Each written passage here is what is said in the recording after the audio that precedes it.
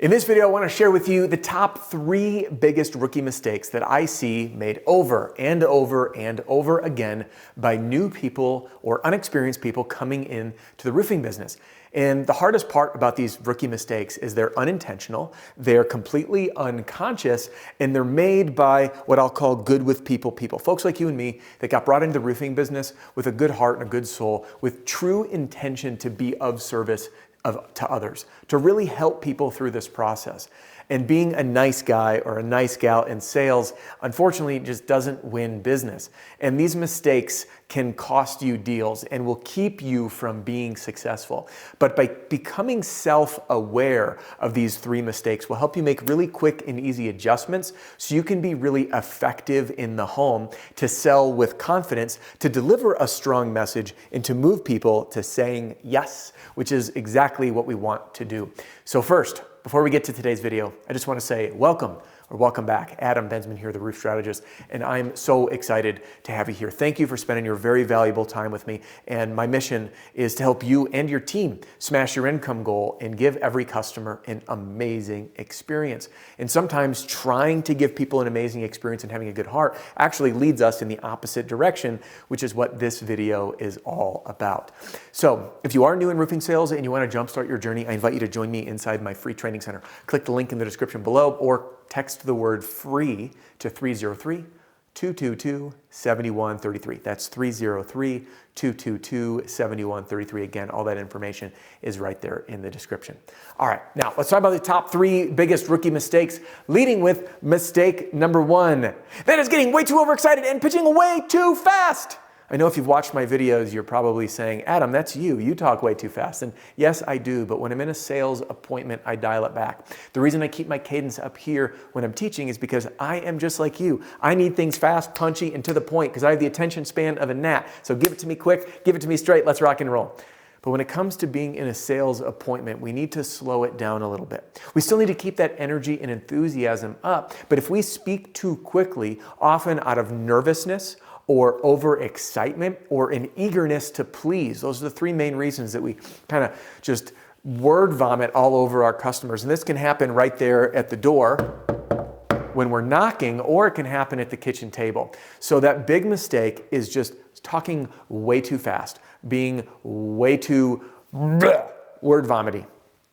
When you speak too quickly, it puts people in an uncomfortable position where they don't feel like they're in conversation. They feel like they're being shouted at, and that becomes really uncomfortable. So for the rookies out there, and maybe if you're not a rookie, I know I talk fast, I still have to remind myself to dial it down. The biggest rookie mistake is word vomiting your pitch, whether it's at the door or the kitchen table. Slow down. It's okay if it takes time. Remember, you're in a conversation. There you go. Mistake number 1. Mistake number 2, this is a counterintuitive mistake. This is where good with people, as I put it, or nice guys and nice gals make this mistake a lot, and that is overselling the positives. Now, what do I mean by overselling the positives? We're a great company. We'll do right by you. This will be the best process in the whole world. Good, good, good. Great, great, great. And when we spend so much time selling how great we are, we set ourselves up for failure in 2 ways. Way number 1 is that in sales, we need to focus on the pain or the problem or the struggle or the consequences of not taking action on their roof. And I've done another video on this topic, which I'm going to put a link up here, that's all about pain as the missing link in roofing sales. We need to keep people in an uncomfortable position to get them to make a buying decision. And it's not out of manipulation. This isn't coercion, and this isn't slimy tactics. It's just understanding how people process information and make decisions. So if we oversell all the positive, they'll say, oh, that's great, but there's really no need for me to use you. Why do I need you to meet with my adjuster? Why should I choose your company over the other one when we're talking about a retail estimate, but they're cheaper, right? We need to focus on the consequences or the negative outcomes just as much as the positive outcomes. So we end up actually being a really ineffective salesperson. And I was wildly guilty of this mistake of overselling the positive. And that's the one part. The first part is not closing deals because you're not getting into the pain, the problem, and agitating that problem to move people towards a solution, which is you. Now, the other problem with staying too positive is we often oversell how amazing everything will be. I did this a lot in the beginning as well. We're a great company, because I knew that we were. But what I didn't know at that time was that it's construction and there's thousands of pounds of debris coming off that roof. If you just factor about 240 pounds of just shingles in a square, someone correct my math if I'm wrong in the comment section below, you know I'm not good at this. What ends up happening is there's thousands and thousands and thousands of pounds of debris coming off, and many, many, many thousands of nails coming off. And then we put more material back up there. Now that material, not all of it we're gonna pick up. No matter how good a job you do, someone will always find a nail. No matter how good a job you do, things happen. Siding will get scuffed. The crew will park their truck in the driveway and it'll have an oil leak. The dumpster will get put on there and the homeowner noticed a crack that they didn't before. The wind blows and there's debris in the tree. Siding, something comes down and rips a screen or cracks a window. It happens. And we oversell how great we are. We set these expectations so high. I should choose you because you're an amazing company. Nothing will ever go wrong. And the minute something goes wrong, you're looked at like an evildoer, like you lied to their face. And the company is cast in this negative light because you didn't fulfill upon that promise. And it's virtually impossible to. So again, when we oversell the positive, we set ourselves up for failure from a sales standpoint as well as a customer service standpoint. So one little tip to fix this is to state realistic expectations to that homeowner. Mr. Homeowner, we are removing thousands and thousands of pounds of debris off your roof and replacing it. We do our absolute very best to protect your home. We'll use plywood around your windows, your doors. We're going to use tarps around all of your shrubs and your gardens. We're going to run these big cool magnets on rollers to pick up all the nails. But being construction, things may happen. I just want you to know to stay calm. We stand behind our installations, and if anything goes wrong, we will take care of you, right? We just set realistic expectations, and that way, if everything does go great, we have set the bar here and over exceeded it, and now you're a hero, versus setting the bar here and then you under deliver and now you get a 1-star review. So there's mistake number 2, overselling the positive. And then mistake number 3 is probably the most common. Now I've spoken just in the last year in front of many, many, many thousands of people all across the US.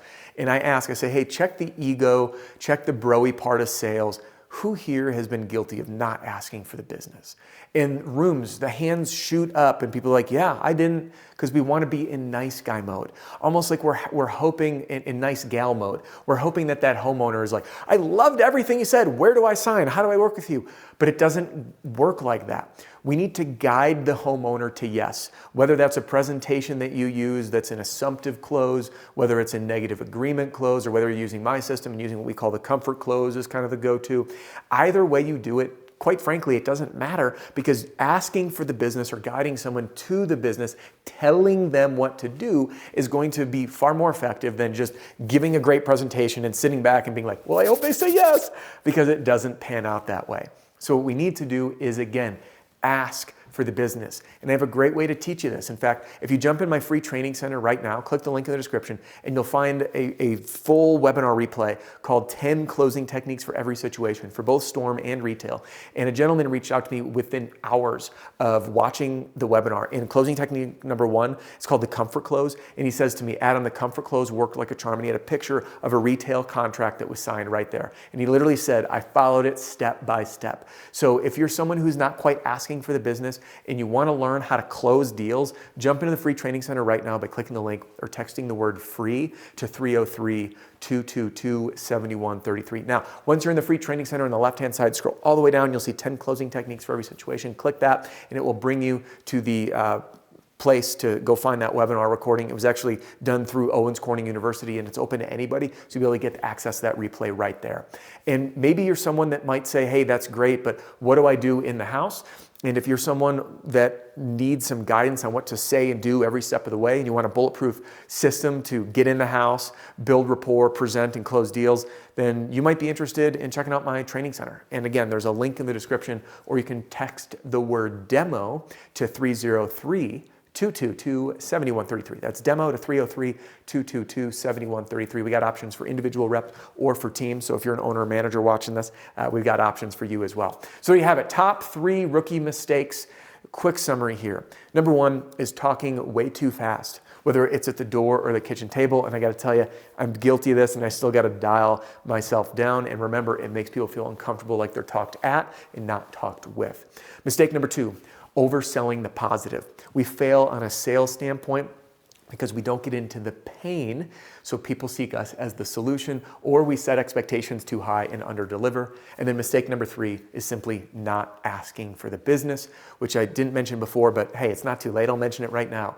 The main reasons people don't ask for the business is afraid of being pushy and afraid of rejection. I don't want to be that pushy salesperson. I don't like those kind of people. And I don't want to be treated that way, so I'm not going to push. And they don't ask for the business. Or they say, all right, I'll ask, but I'm horrified of hearing no. Or what if I say, are you comfortable moving forward? And they're like, no, not yet. And there's this awkward tension. I'm afraid of that rejection. And when we learn a comfortable path to do this that I teach in that webinar and in my system, all of that goes away. So I hope this video helps you or your team become confident closers in the house and bypass these 3 rookie mistakes. And at the very least, helps you become highly self-aware of how you behave in the home and how it makes other people feel, so you can, again, smash your income goal and give every customer an amazing experience.